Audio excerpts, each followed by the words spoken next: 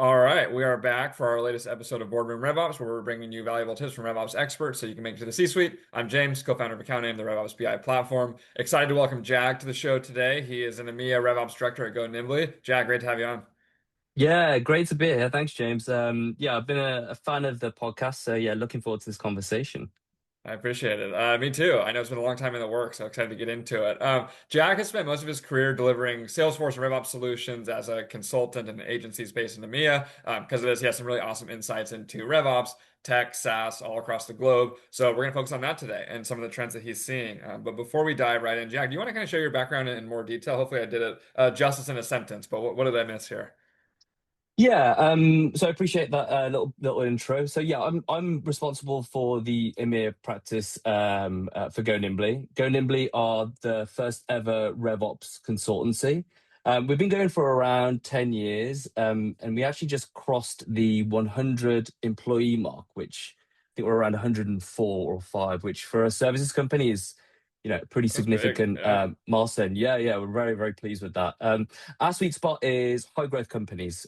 We help GTM teams scale from 5 sellers to 50 to 500. Most of that is in within the SaaS ecosystem, which I know we'll talk about a little bit more. But we're getting pulled into a few fun and interesting new industries that are kind of SaaS adjacent. But yeah, RevOps is always at the core of everything that we do. But you're right. Yeah, me personally, I've been working in go-to-market consulting for about sort of 15 or so years. I actually started my career as an SDR for a company called Blue Wolf, who were Salesforce's sort of first implementation partner. They eventually got acquired by IBM. So yeah, as an SDR, I kind of know the grind of making 25 calls, 25 emails, like agonizing over the hook of the intro of that call. But yeah, to be honest, I loved it. And actually, I still kind of consider myself deep down like a little bit of an SDR.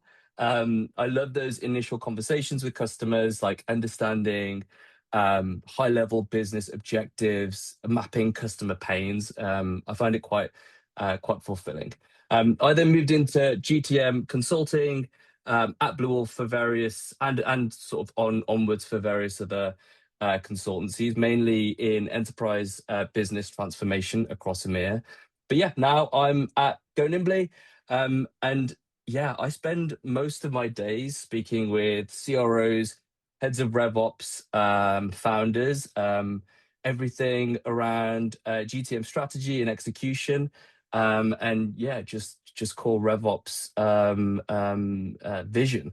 To give you a little bit of a sense of what Go Nimbly is like. So I know that you know Jen, and I've known our CEO Jen for a few years now, but my introduction to the company was Jen flying me out to New York before I even started at Go Nimbly to attend our first ever RevOps event. It's called RevFest. I think you might have heard of it, but Yeah, definitely. it, yeah, it's like no corporate event anyone's seen ever. It was a place called House of Yes in Brooklyn, which is a really cool queer club. People were getting tattoos. It was emceed by a comedian. I think there was a trapeze artist in between some of the keynotes. So yeah, super unique. But the content was second to none. So we had speakers from OpenAI, Snowflake, Intercom. And yeah, really interesting conversations around GTM and RevOps strategy. The next one is in May at a place called Elsewhere. So we're going bigger and better than last year. So I'm looking forward to seeing what Jen has up her sleeve. And I'd love to see you there, James. Yeah, would love to come. You have to get me a VIP ticket or something. But yeah, thanks for the Definitely, yeah, intro. of I course. think Jen and the company and you do an amazing job adding character to Go Nimbly, which I really like from a marketing perspective. But I didn't realize you started as an SDR at Blue Wolf. I always think that folks in the RevOps seat that started in some sort of sales role have so much more empathy. But also my investment bank that I started my career at from a past life actually advised Blue Wolf on its sale to IBM. So another degree Ah, of connection here. interesting. Yeah, small world. Love that. Wow. Okay, cool. Yeah. Well, awesome. Well, let's dive in. So you've been kind of doing RevOps since before it was really even called RevOps, or maybe just at the Genesis and EMEA. But let's just talk like tech and SaaS and EMEA too. So I Yeah. think like obviously that ecosystem is growing. Like, any big differences you see in EMEA versus US and how kind of SaaS companies operate? Yeah, very much so. And this is something I was keen to dig into with you. So most of our customers are mid-market and enterprise SaaS companies, as you know. So the success of my EMEA region is linked to the success of SaaS in EMEA. So I'm really keen to see SaaS and startups succeed, expand, and grow. And that directly impacts, the broader RevOps ecosystem in EMEA. Hmm. Um, some of the most innovative SaaS companies are, built and based in EMEA. We've got really strong tech hubs in Nordics, DACH, and in the UK. We've got sort of companies like, Personio, UiPath, NAN, Miro, Lovable. Lovable are a pretty good example.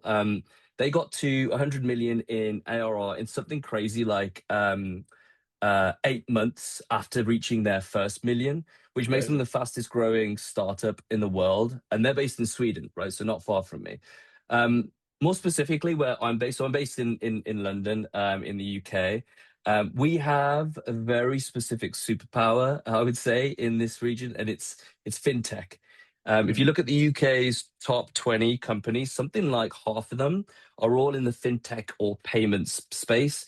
Revolut is probably it is the clear leader here, valued at around 75 billion. So yeah, innovation here is very real, and it kind of makes sense, right? We've got some of the best universities in the world here, which means we, as an output of that, we have some of the top technical talent, top commercial talent coming through.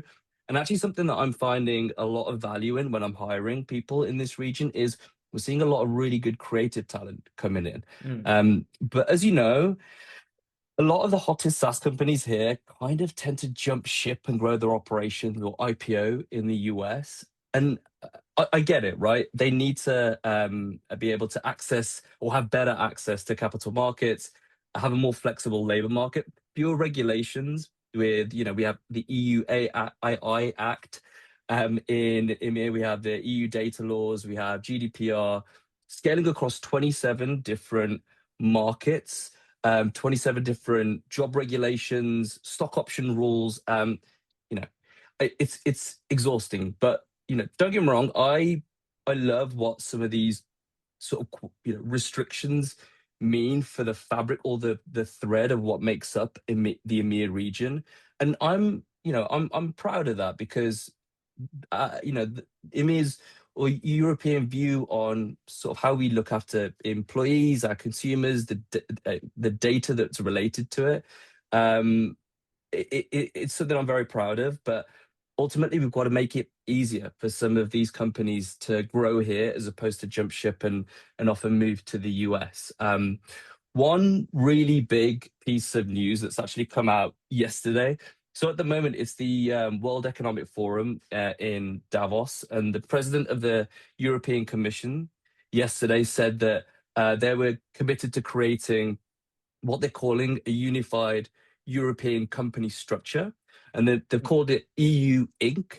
So that this is big news. This is pretty exciting. It means that essentially movement into the EMEA market is going to be a lot more standardized across the member states. So there's going to be one Okay. corporate structure, which basically allows startups to operate across all of the countries in an easier and more sort of smoother fashion. Because the EU market is 450 million people, which is incredible, but historically selling to them is a huge challenge. So this gives founders the opportunity that you often see only in Silicon Valley with the single unified market, while keeping some of the talent that we have, the data standards, and essentially that thread that I mentioned intact. And hopefully we'll see more companies going public over this side of the pond.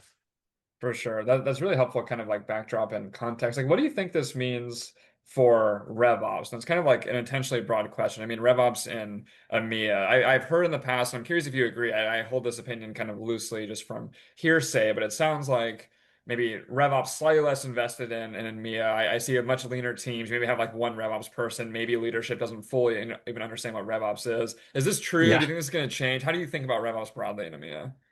Yeah. So I would say that RevOps, generally speaking, is a lot more immature in this region. I think we've got some catching up to do. I think that the teams generally are smaller, but yeah, one of the biggest challenges I'm seeing in EMEA is and I know that a lot of my customers are seeing in the SaaS space is hiring like quality RevOps talent. Hmm. So I'm lucky enough to work with US teams and also EMEA teams, and I've got to say that yeah, the resource pool here is just smaller, but it kind of makes sense because yeah, like I said, there is an immaturity around the sort of the size of the RevOps ecosystem. It I'm gonna requires an I'm gonna ecosystem, is that what I was gonna say, right? Because like it's not, you don't go to school to do RevOps. There's not a lot of like clear yes. training. It's not well defined. So without having an ecosystem, like how can you have a pool? It's kind of like chicken and the egg.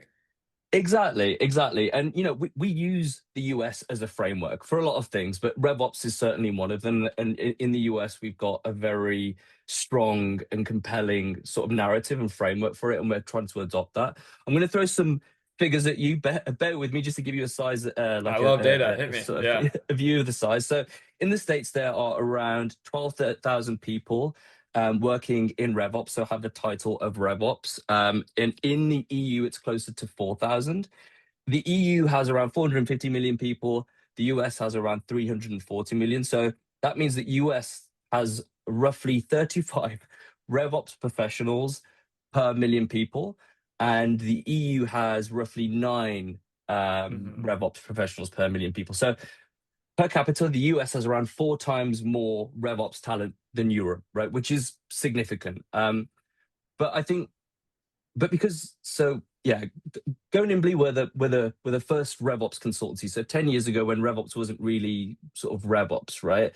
And this was a challenge in terms of hiring back then when Jen and Troy first started Go Nimbly. But what Go Nimbly, in my opinion, are really good at is sort of creating that talent. For example, Hmm. we created the role of RevOps architect, which didn't exist before, and that's something that I'm now just trying to bring to EMEA as well. So really growing that talent because yeah, there's a gap here, and something I wanted to sort of plug as well on this podcast is that this is why the growth of RevOps and the community of RevOps, the ecosystem as we just called it in EMEA, is so important because we need top talent. I'm not interested in just having top talent for myself or for my customers. I want the entire SaaS or just the entire RevOps ecosystem to succeed. So, if Hmm. any of your listeners are in the EMEA region and are interested in RevOps or part of that RevOps ecosystem, I want them to get in touch. I want to create more of a community here. But yeah, to go back to your original question, there's a few trends that I see popping up in RevOps, and I don't want to bore your listeners too much, but they're kind of legislation related. I feel like legislation shapes how we operate in EMEA, and one of them is the EU Data Act.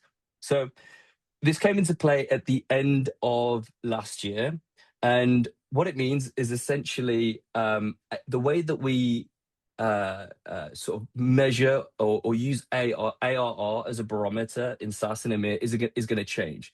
The new act gives EU customers the power to cancel subscriptions with just 2 months' notice, right? Hmm. So it turns all of those sort of fixed term or long term contracts into more month to month commitments. Interesting. So So this this is is, even for yeah, B2B, a year-long contracts. You can cancel within 2 months. Hmm. exactly. And that's just come in. So we're still yet to see the ripples of how RevOps teams react to that. But the way that I see it is, ARR, which has been, the barometer for SaaS companies globally, is no longer going to be a guarantee. I think forecasting will probably become more volatile. But Yeah. there's a bit, I kind of love this.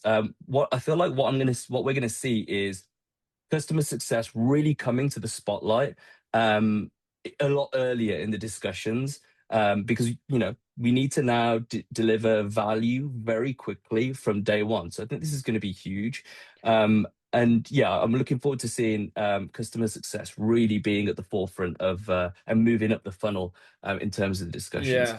That's really interesting. I think like definitely like client health becomes important. Like I know you guys do a lot of work with Gong, like understanding customer sentiment becomes really important too. But I also wonder like, if these contracts are no longer fixed at a year, does it make it harder for companies to invest in customer success up front too, right? Because if you say, hey, I'm gonna go Yeah. put some more resourcing on this, but like the lifetime value of these companies might drop completely. That is a trade, but I do agree with you that like it has to happen, or maybe just a better focus on like ICP where we're only signing up customers that are truly a good fit for what we're selling, right? Yeah, it could go either way. That's a really, really interesting point.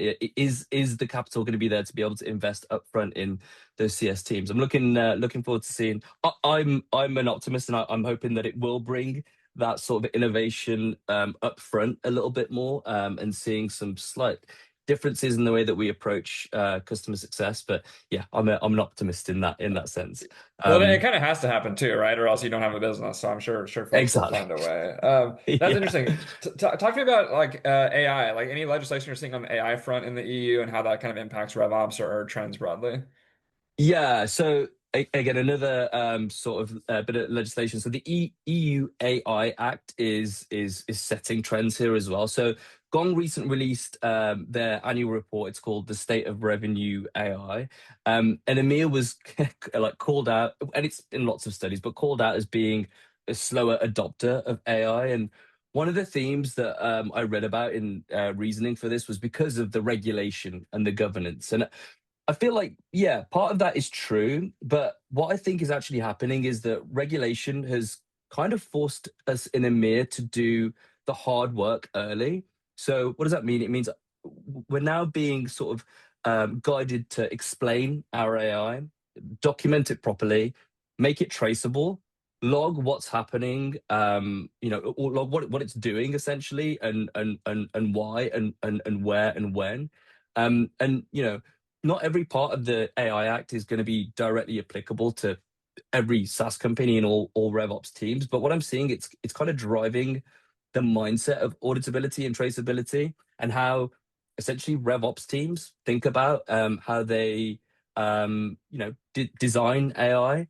And I think this gives us in EMEA that advantage, and when we look into the future, because that the way that we build AI for us here, it feels like it's moving towards a more production ready mindset as opposed to more experimental. So I'm seeing examples in other pockets of RevOps where, and this happens in EMEA as well, but where teams are building endless agents, and it is so exciting and so creative, and there's so much innovation going on. But when you look under the hood, sorry, and you're looking at your opportunity record in Salesforce, and you're looking at the forecast category, and you can see it's been changed 8 times in the past week, and nobody can really tell you why. Like, that to me it isn't useful. It's just agents updating agents, and yeah, it doesn't feel super trustworthy. So I feel like the winners are going to be the teams that move out of the AI cool experiments and move into more production, Yeah, production I ready.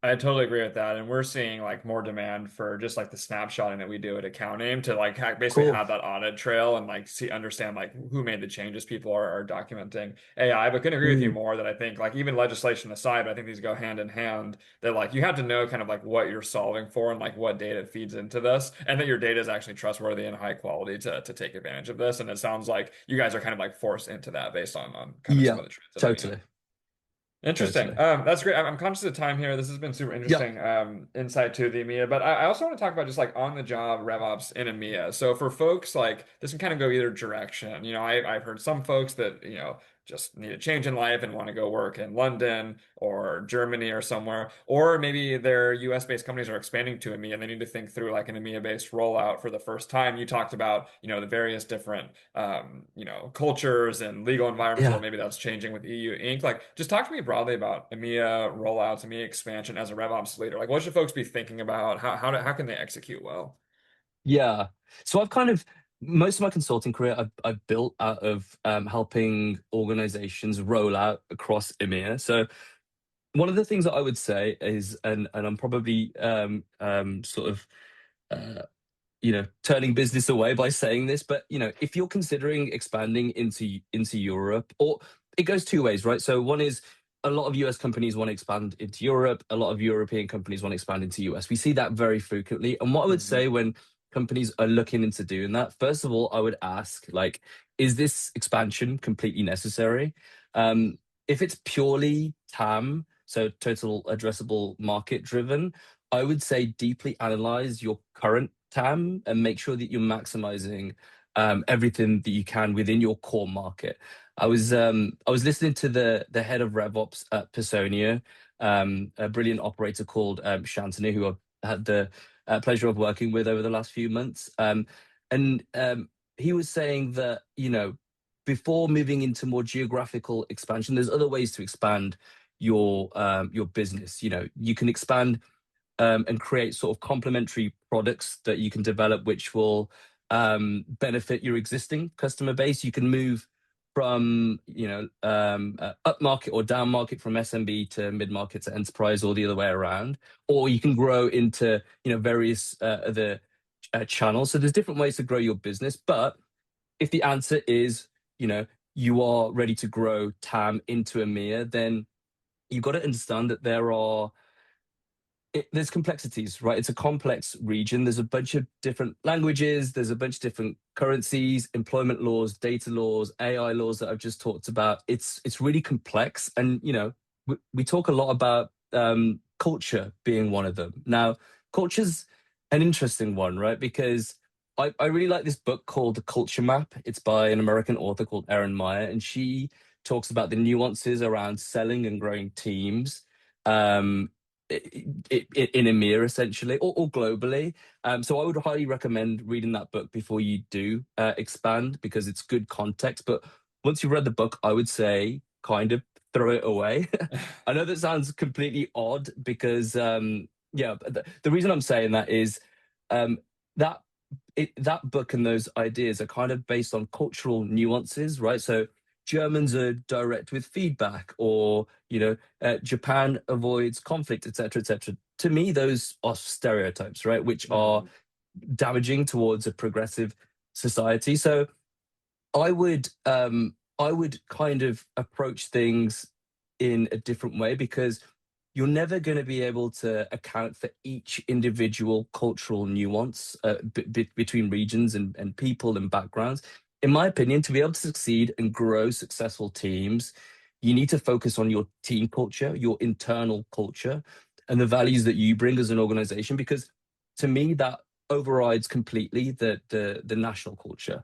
Hmm. Just another shameless plug for Go Nimbly, but I think Go Nimbly, what we do incredibly well is, the shared values that we absolutely live and breathe every day. They come across whether you're a customer in Berlin, or whether you're a customer in Utah, or somewhere in America. Um, and yeah, when we're talking about expanding into EMEA, I think that we're a rich medley of cultures, and it's a very amazing and beautiful place to be. But I think it needs to be approached and adopted in with a focus. So yeah, that's my Yeah. that's my sense of It's it. it's great, and I do think you guys really practice what you preach at Go Nimbly. I have a lot of respect for the brand and how you guys kind of present, which is great. We're just about at time here, Jack. This is awesome and super interesting. My last question for you, that's kind of like off the script, is just around any advice you have for folks that maybe want to move from the US to EMEA and for a job in RevOps. This could be advice on, communities to get involved in, like how to get a job, how to think about RevOps in EMEA, like any broad-based advice we haven't covered you'd have for folks that kind of want to explore RevOps in EMEA? Yeah, I would say, I mean, number one, get in touch with me. I'd love to entertain any and all discussions around, people that are looking to move. I actually started my journey with Go Nimbly maybe like 6 or 7 years ago. I applied for a visa to move to the US, but it's a visa lottery. I was in it's a very convoluted and very long, drawn out process, and I wasn't successful on a couple of rounds, and then COVID happened and life happened. So it wasn't the easiest way. So it is a complex process. So go into it with the knowledge that there are ups and downs and challenges, and it may not work out first time. But if you're focused, you get in with the right company that is enabled to to move people internally and that have those structures set up in terms of visa support, I would definitely lean on an organization to do that. But in terms of communities here, there are some pockets of EMEA RevOps communities, but I'm trying to build one here as much as possible as well. I was talking about RevFest a little bit earlier in the discussion. That's something I'm really keen to bring into EMEA as well. So Hmm. building that the community is something I'm very passionate about. So please get in touch, any and all that are looking to develop that conversation. Awesome. That's super kind and generous of you, and I'm sure some folks will take you up on it. But Jack, sadly, we're at time here. Always a pleasure to reconnect. Thanks a lot for joining us. Lovely. Thank you so much.